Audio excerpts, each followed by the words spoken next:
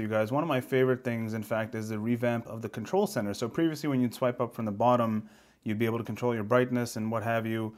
But now everything is a little bit more intuitive, and it's in this one big screen where you can control your brightness here, for example, control your volume. I'm going to start recording a video so that I can put this on the other side of the screen so you guys can see a close-up in case you're having a hard time seeing the screen of the phone itself.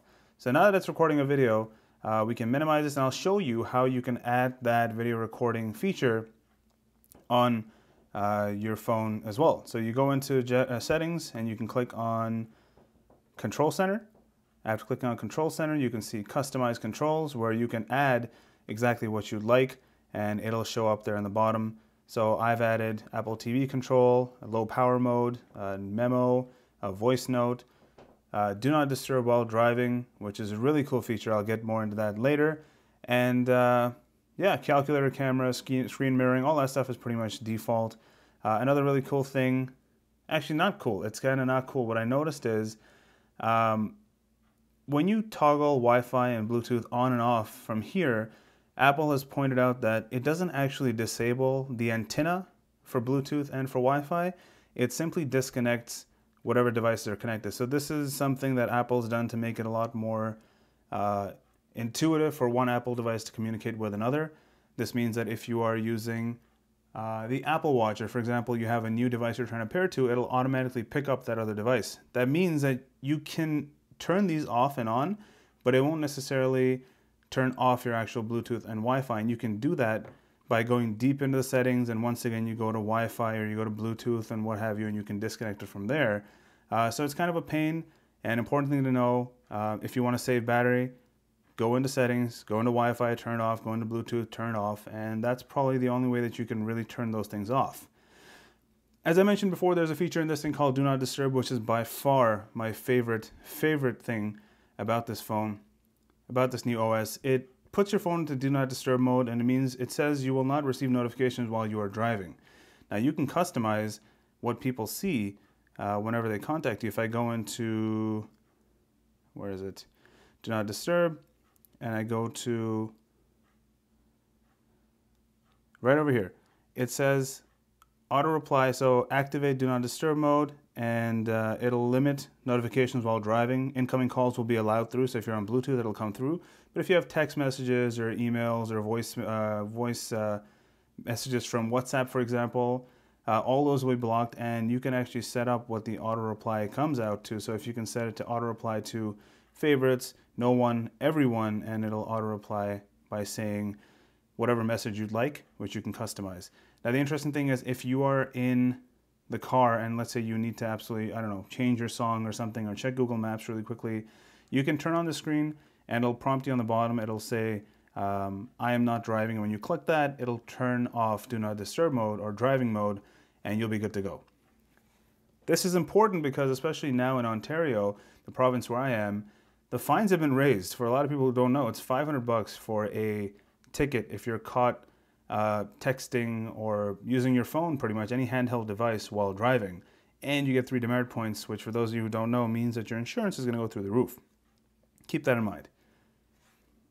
Another really interesting feature that's on the new OS is that they've changed the file format to HEIC and HEIV, which means high efficiency image format and high efficiency video format. So that means that the files are supposed to be less compressed than JPEG, but they are still smaller in actual size. And you can toggle this on and off when you go into settings and go down to your camera. It'll ask you for formats. When you click on that, it'll show you high efficiency or most compatible. And right there it says HEIF or HEVC. Interesting thing about this, in order to enable 4K 60 FPS, you have to turn on high efficiency, and that makes your phone able to record in those resolutions. As you can see here, 4K 60 FPS, and I'll give you an idea of the size. If I were to go back to formats and switch it to most compatible, then recording video, 4K 30 FPS is kind of where you cap out. So we're going to change that back to high efficiency and record video in 4K 60 FPS. And another really cool feature in iOS 11 is the screenshot mode. As you know, you screenshot by pressing the home button and the power button. I'm going to do that right now. And the minute you do that, it minimizes it down to the bottom, which you can now open, and you can annotate. You can add something like, you know, X over there, or you can say something like this thing here.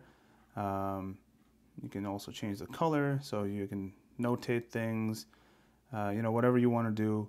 And the good thing is, once you're done this, you can save these right away by pressing that. And you can even send it to someone, or you can send it using any one of these messaging apps. You can click on done, and it'll say save to photos, and boom. So now it saves. It's kind of like the Note series from Samsung. So you take a screenshot and immediately you can annotate it. But in this case, you just use your finger, and it's kind of built in, which I really, really like. When you go into your keyboard setting, you can actually go to set your keyboard to either the right side or the left side of the screen. And this comes in handy. Let's say you're holding the device in one hand. This way your thumb doesn't have to reach all the way across. And this on the 8 Plus makes it a lot more similar to size of the iPhone 6S or the 7 or the 8. So it's a little bit smaller in footprint as far as the keyboard goes. You still have to reach from the bottom with your fingers, but in terms of the keyboard positioning, it's kind of a cool idea that they've had on the Note series for the longest time, again in Samsung, and Apple's kind of playing catch up. So I like to keep it here, and I actually like to use SwiftKey, so it's a little bit easier to type my messages. Cool.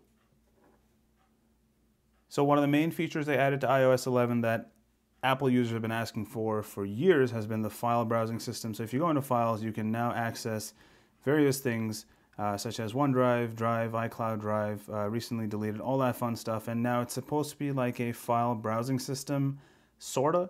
You don't really have access to the root folders, like you wouldn't see the DCIM folder where all your pictures are, for example.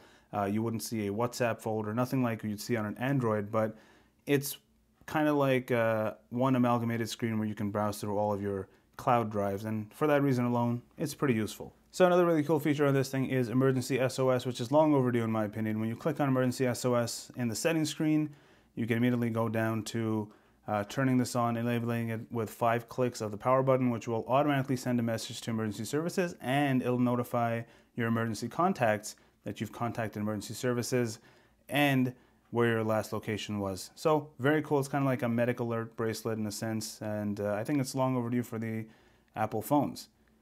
Anyways, that's been it for me, guys. Hopefully you enjoyed this quick video on some cool features of iOS 11 you may or may not have known about. Leave it in the comment section below what else you'd like to see me do with this iPhone 8 Plus or iOS 11, anything in general, and I'll be sure to work on that for you guys. Thank you guys so much for watching, and I'll see you in the next one.